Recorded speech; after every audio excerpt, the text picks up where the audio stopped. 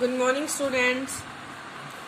In previous video we have discussed about mutation, types of mutations and their consequences. In this video we will discuss about pedigree analysis, how genetic disorders are studied in human being. So pedigree analysis is a method of study of genetic disorders in human beings. As we know that in human beings we cannot make a trial and it is a subject of ethics. That's why in human beings we cannot control the breeding process. That's why we need the family history to check out the genetic disorder, whether this disorder is inherited or not. अब बात करते हैं क्यों pedigree analysis की requirement है. Controlled crosses are not possible in human being. Number of offspring couple is small. जो couples में जो ऑफस्प्रिंग्स हैं वो क्या हो सकती है, एक या दो हो सकती हैं, तीन हो सकती है. लेकिन अगर हमें किसी चीज को समझना है तो उसके लिए हमारे पास नंबर ऑफ प्रोजेनी भी क्या होनी चाहिए, ज्यादा होनी चाहिए, जो ह्यूमन बीइंग के केस में पॉसिबल नहीं है. अब बात कर रहे हैं because of the reason described above human genetics has to resort to slightly different methods of genetic analysis. इसलिए इन जो ह्यूमन बीइंग्स है उसमें अगर हमें जेनेटिक डिसऑर्डर को स्टडी करना है, समझना है, तो हमें दूसरे तरीकों को खोजना पड़ेगा. Such an analysis of traits in सर्वल of generation of a family. एक ही फैमिली में अगर हमें कुछ बहुत सारी जनरेशन तक अगर हम उसको स्टडी करते हैं, उस स्टडी को क्या बोलते हैं, पेडिग्री एनालिसिस. तो analysis of traits in several of generations of a family is called pedigree analysis. तो पेडिग्री एनालिसिस क्या होती है, किसी फैमिली के अंदर जब हम बहुत सारी जनरेशन तक उसके कैरेक्टर को स्टडी करते हैं, किसी ट्रेट को स्टडी करते हैं, उस ट्रेट स्टडी को क्या बोलते हैं, pedigree analysis. In pedigree analysis, the inheritance of a particular trait is represented in the family tree over generations. तो जो ट्रेट हम स्टडी कर रहे हैं उसको हम क्या करेंगे, फैमिली ट्री के थ्रू उसको रिप्रेजेंट करते हैं. It is usual for the genetic counsellor to advise intending couples about the possibility of having children with genetic defects like hemophilia. अब बात कर रहे हैं कि पेडिग्री एनालिसिस को हम स्टडी करके ये बता सकते हैं कि जो उनका ऑफस्प्रिंग है, जो उनकी नई संतान आएगी, उसमें वो बीमारी आने के कितने चांसेस है या नहीं है.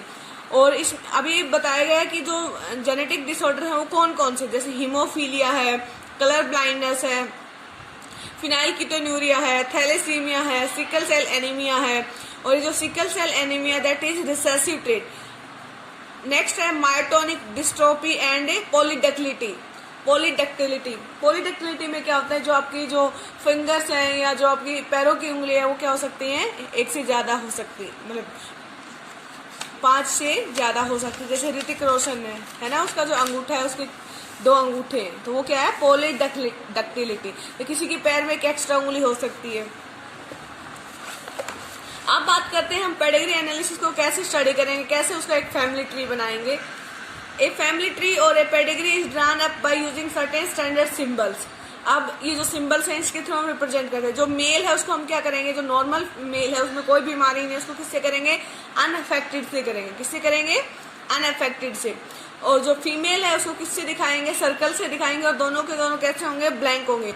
अगर सेक्स अनस्पेसिफाइड है, ये नहीं बता रखा है ये मेल है या फीमेल है, तो उसको क्या करेंगे, हम डायमंड शेप से दिखाएंगे. और अगर मान लो मेल इफेक्टेड है, उसको वो डिसीज है, तो क्या कर देंगे, उसको स्क्वायर को क्या कर देंगे, ब्लैक कर देंगे या बिल्कुल पूरा फिल कर देंगे, जिस भी कलर से आप कर रहे हो.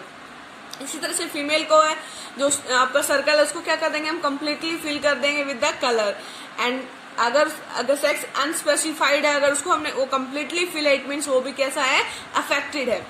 अगर क्या है, स्क्वायर और सर्कल को अगर एक सिंगल लाइन से मिला रखा है, having a single line, then that is called mating, मतलब हस्बैंड और वाइफ. अगर वो डबल लाइन है, इट मीन्स क्या है भाई, जो क्लोज रिलेटिव्स के बीच में क्या हो रखी है, जैसे मुस्लिम्स में होती है. हम बात करेंगे जो पेरेंट्स हैं वो क्या होते हैं, अबो होते हैं, और चिल्ड्रंस क्या होते हैं, नीचे होते हैं. जैसे इसमें आपको दिख रहा है जो ऊपर है ये क्या है, फादर है, और ये क्या है, मदर है. अब ये नीचे जो आपको दिख रहा है क्या है, बेटी है, और ये क्या है, इसका बेटा है. और लेफ्ट क्या होगा, बड़ा होगा, जो राइट होगा क्या होगा, छोटा होगा. इसी तरह से नेक्स्ट जो कपल आप देख सकते हो कि जो पेरेंट्स है वो कैसे हैं, नॉर्मल है, लेकिन जो इसका बेटा है वो कैसा है, अफेक्टेड है. अब बात करेंगे अफेक्टेड किस वजह से, या तो पेरेंट्स कैसे हैं, कैरियर है, और यहाँ पे नीचे लिखा हुआ है 5, इट मीन्स 5 जो ये जो कपल है इसके जो 5 बच्चे कैसे नॉर्मल है और एक बेटा कैसा है अफेक्टेड है। By pedigree analysis, one can easily understand whether the trait in question is autosomal, dominant or recessive. अब पेडिग्री से हम आसानी से देख सकते हैं कि जो पेरेंट है वो कैसा है, जो ट्रेट है वो कैसा है, ऑटोसोमल है मतलब वो सेक्स क्रोमोसोम पे डिपेंड नहीं करता। ऐसे ट्रेट्स जो सेक्स क्रोमोसोम पे डिपेंड नहीं करते वो मेल और फीमेल में इक्वल चांसेस होते हैं जाने के, उसको क्या बोलते हैं autosomal traits. There are equal chances to express in boy and girl. That trait is called autosomal trait.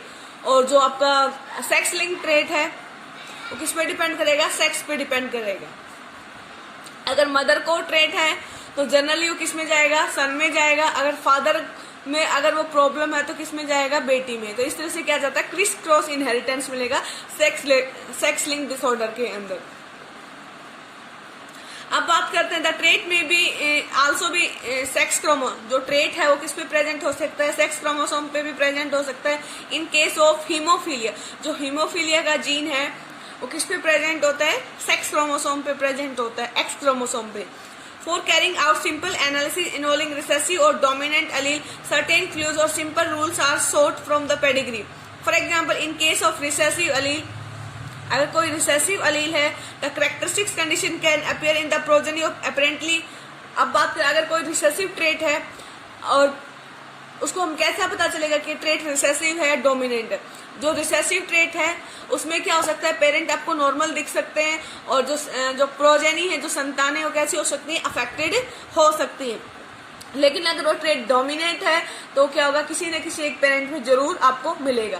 अगर पेरेंट से डॉटर में आ रहा है तो कैसा ट्रेट है, डोमिनेंट। और रिसेसिव ट्रेट है वो कब दिखेगा, जब पेरेंट कैसा है, दोनों के दोनों अगर पेरेंट आपको नॉर्मल दिख रहे हैं तो वो ट्रेट 100% कैसा होगा, रिसेसिव, अगर वो प्रोजेनी के अंदर दिख रहा है। Moreover two affected individuals can not have unaffected. अगर दोनों के दोनों पेरेंट्स कैसे हैं, अफेक्टेड है, तो उनका जो बच्चा है वो नॉर्मल नहीं हो सकता। अब एक जो पेडिग्री उससे मैं आपको दिखाती हूँ आपको कैसे समझ सके। आपको दिख रहा है ये क्या है, मदर है और ये क्या है, फादर। फादर कैसा दिख रहा है आपको, अफेक्टेड दिख रहा है। अब बात करते हैं अब इनकी जो प्रोजेनी, अब देखो इनकी जो प्रोजेनी क्या है, पहली डॉटर है वो कैसी अफेक्टेड है, सेकंड सन भी कैसा अफेक्टेड है, और जो इसका थर्ड जो डॉटर है वो भी क्या अफेक्टेड है, और जो फोर्थ जो इसका सन है वो भी क्या है, अफेक्टेड है। चारों के चारों बच्चे कैसे हैं, अफेक्टेड है। अब जो सेकंड जनरेशन है इसमें जो ये जो अफेक्टेड फीमेल, इसकी शादी होती है नॉर्मल मेल से। अब इसमें क्या दिख रहा है, दो डॉटर हैं, उसमें से एक डॉटर कैसी है, नॉर्मल है, और दूसरी कैसी है, अफेक्टेड है। अब बात करेंगे जो सेकंड थर्ड डॉटर है इसकी शादी किससे हो रखी है, नॉर्मल मेल से, और अनअफेक्टेड दिख रहा है आपको। और इसमें जो एक डॉटर है वो कैसी है, अफेक्टेड, और बाकी दो डॉटर कैसी हैं, नॉर्मल है। अब देखिए इससे क्या पता चलता है, सिंस द अब बात करेंगे since the shaded symbol appears in all offspring, father must be homozygous dominant while the mother homozygous recessive। अब इसमें बता रखा है कि अगर जो फर्स्ट आपको दिख रहा है इसमें क्या है, फादर कैसा है, अफेक्टेड दिख रहा है, और चारों के चारों बच्चे कैसे अफेक्टेड है। इट मीन्स होना हो जो फादर है वो कैसा है, होमोजाइगस डोमिनेंट है। कैसा है, होमोजाइगस डोमिनेंट। फॉर एग्जाम्पल वो करेक्टर अलील क्या ले ले हम कर। अब जो मदर है वो कैसी दिख रही है, आपको नॉर्मल दिख रही है। अगर ये डोमिनेंट ट्रेट है तो मदर में भी शो होता है। अगर आपको पता है जो डोमिनेंट जीन है उसको उसकी सिंगल कॉपी ही क्या कर सकती है, अपने ट्रेट को शो कर सकती है। तो मदर कैसी है, रिसेसिव है। इट मीन्स उसके अंदर वो इफेक्ट नहीं। अब फादर से क्या आएगा, एक जीन आएगा, डॉटर में एक आया, मदर से भी एक आएगा, इसी तरह से। लेकिन चारों के चारों बच्चे कैसे अफेक्टेड हैं। अब इसकी शादी किससे हो रखी है, अब ये जीन कैसा दिखा रखा है, डोमिनेंट। तो होना जो इसकी जो शादी हो रखी है इस लड़की की जिससे मैरिज हुई है वो कैसी है बेटा, नॉर्मल है वो, तो नॉर्मल के लिए। अब बात करेंगे एक कैसा अफेक्टेड तो और एक अब ये कैसा है, नॉर्मल, ये कैसा है, affected, capital A small, same as it is. ये कैसा दिख रहा है आपको, नॉर्मल। तो मदर से भी नॉर्मल जीन है और फादर से भी नॉर्मल जीन है, फादर से तो नॉर्मल आया ही हुआ है। अब बात करें करेंगे, यहाँ से मदर में क्या आया हुआ है, अफेक्टेड जीन, और इसमें कैसा आया हुआ है, नॉर्मल। तो इसका जीनोटाइप क्या होगा बेटा, ये, और इसका स्मॉल ए और स्मॉल ए। तो ये है आपकी pedigree analysis. Hope you have understand the pedigree analysis.